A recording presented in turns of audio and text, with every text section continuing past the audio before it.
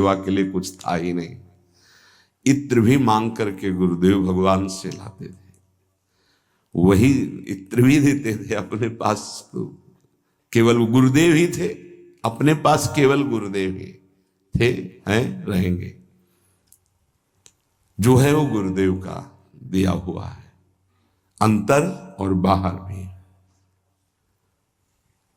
इतनी मिश्री का भोग लगता था, जो वृंदावन के पुष्प वो समर्पित।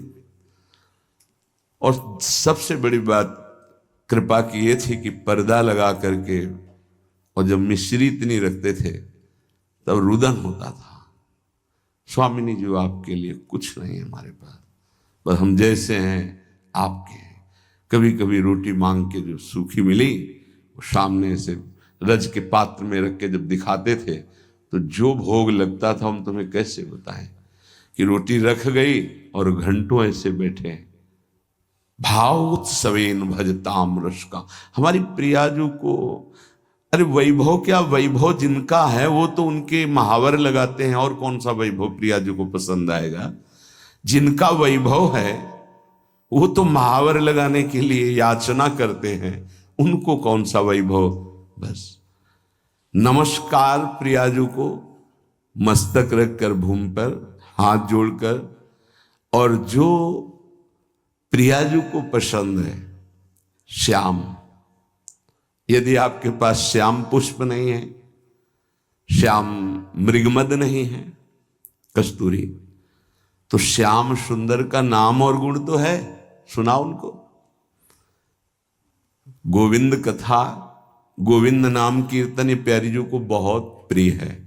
जब आप सुनाओगे ना गोपाल सहस्त्र नाम, श्रीमद् भागवत के श्लोक जिनमें रूप माधुरी श्री कृष्ण चंद्र जी की, या जो महान ऋषिकों के, क्योंकि स्पष्ट समझ लीजिए, मेरे तन मन प्राण होते प्रीतम प्रिय, मुको तो भावती ठौर प्यारे के नैनन में, और खास बात नंद के लाल हरियो मन मोर।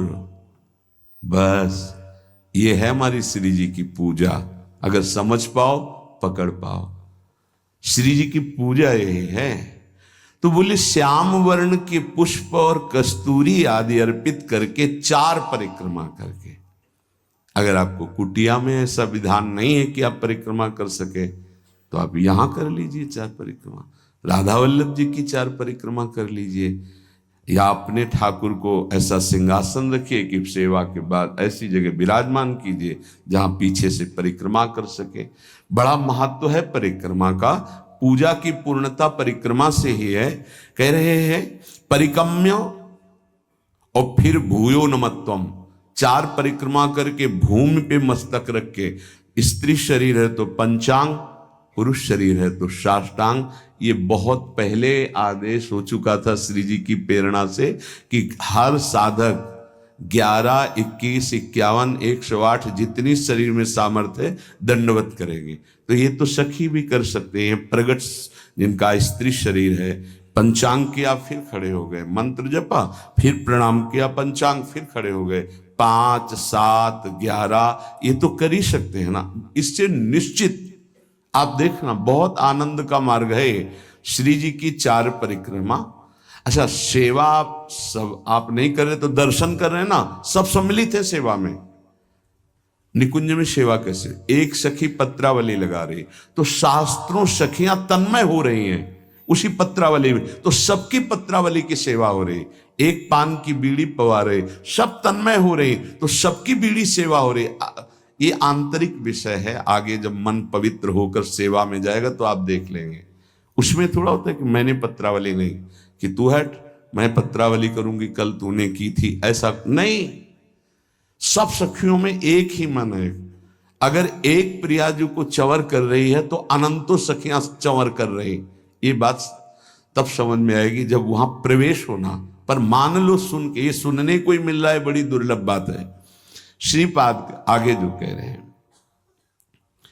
क्षिप्त दिव्यहार निष्क कौस्तुभादि चंद्रिकम गंधलिप्त वक्ष आत राधिकांग पल्लवम, राधिका विचित्र वेशभूषणादि तत्परम, राधयाभिलिंगनोद्गतांचि रोम विग्रहम। अंग अंग से रूप कांति प्रकाशित हो रही है हमारी स्वामिनी जी की। पार्श्व में विराजमान कौस्तुभ मणि धारण किए हुए श्री लालजू महाराज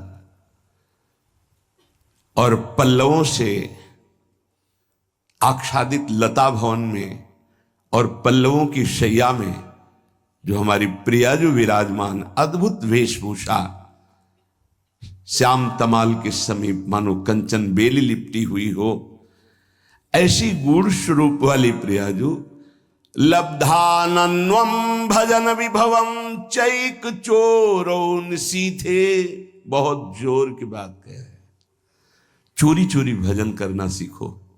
श्रीपाद कह रहे चोरो निशीथे, निशीथ कहते हैं अर्धरात्रि को 12 बजे। चोर का प्रोग्राम 12 बजे से शुरू होता है, नहीं होता? क्योंकि 12 और 2 का जो समय होता है इसमें सब बेशुद्ध होने लगते हैं। 4 तक तो जिसको नींद ना आती हो तो 2 से 4 के बीच में आ ही जाएगी।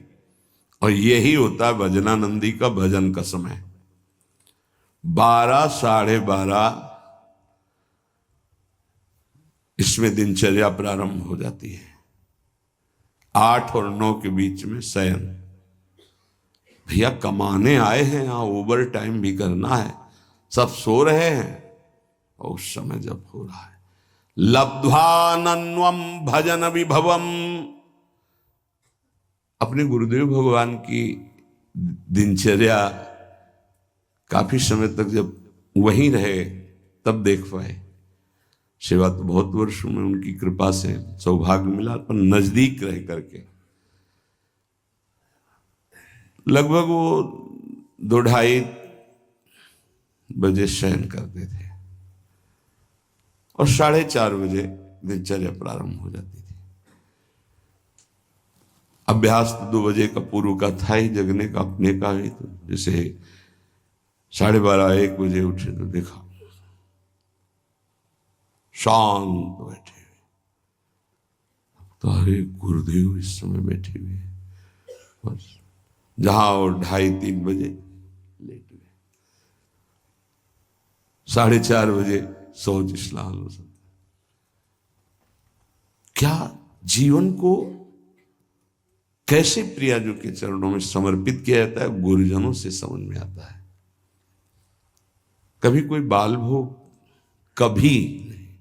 कभी कोई ब्याहुला, कोई उत्सव, 20 वर्ष नहीं, ये सब यहां हो रहा है, वहां नहीं। दर्शन कोई गुरु जी की, श्री जी की नहीं, संभाषण नहीं, आंख उठा के देखना नहीं, ये पास रहकर। ये अब जो है ना, तो बरसंत में वो सहजाद्भुत सौख्य धारम, सहज में सुख वर्षा कर रहे हैं, देख रहे हैं, संभाषण कर रहे हैं, आरती कर रहे हैं, सब दर्शन कर सकते हैं, प्रवेश नहीं।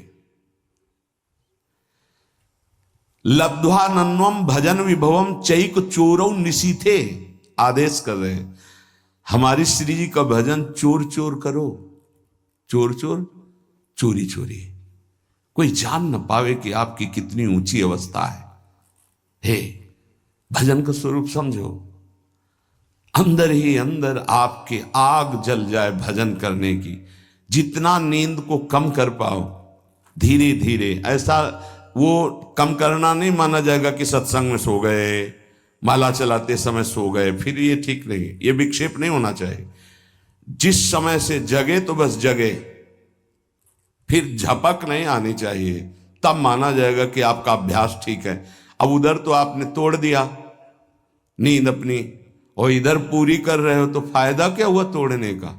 सत्संग में नींद पूरी कर रहे हो, कीर्तन में नींद पूरी कर रहे हो, और आप तो ये उपासना में ऐसा ठीक नहीं है। उतना आप सोइए जिससे जगने के बाद फिर आपके झटके न लगने पावे। नहीं, ठीक राइट टाइम पे बिना किसी अलार्म के पूरे जीवन में उठने का स्वभाव बनाओ, तो वैसे ही उठ जाओगे। वो घड़ी दिमाग में चलती है अपने आप, 5 मिनट नहीं कहते, आगे पीछे नहीं। तो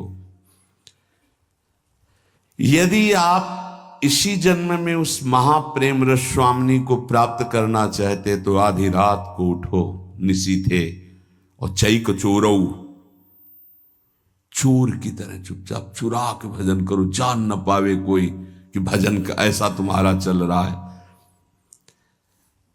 तब आनंद आपके अंदर प्रकट होगा।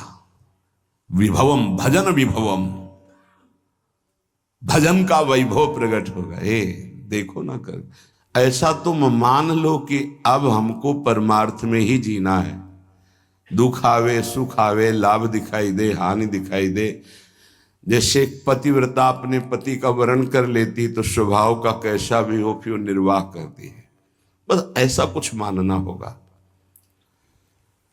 हमें कोई आनंद नहीं मिल रहा, हमारे कोई विकार नष्ट नहीं हो रहे, हमें कोई लाभ नहीं दिखाई दे रहा, पर हम छोड़ नहीं सकते आपको। हम नरक जाएंगे ऐसे लक्षण है हमारे, पर हम आपको नहीं छोड़ पाएंगे। जीत गया। हमारी बात समझ लेना, अगर समझ पाओ तो। अगर ये बात हृदय में बैठ गई ना कि महारानी जी के सिवा हमारा निस्तार, हमारा कल्याण, हमारा परम हित अब और कहीं नहीं होना, क्योंकि हम किसी काबिल नहीं, अब हम महारानी जी को नहीं छोड़ सकते। बस इतनी बात हमें चाहिए। हम आपसे जितेंद्री हैं, मनोनिग्रही हैं, बने रहिए। हमारे यहां केवल अपनेपन की मांग है आपकी, और सब कुछ आप हो सकते हैं लेकिन अपनापन नहीं दे सकते।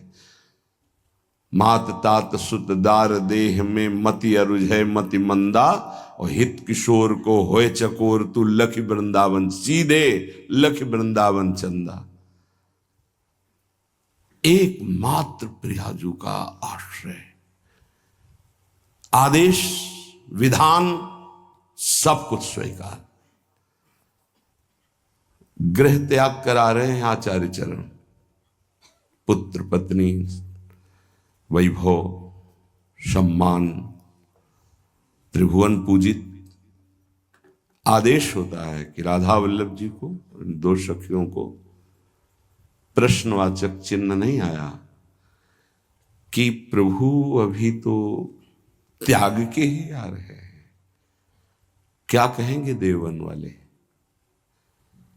कि हित हरिवंश महाप्रभु यहां तो गृह त्याग किया। अच्छा, कहीं स्फुरण भी नहीं हुआ। क्यों?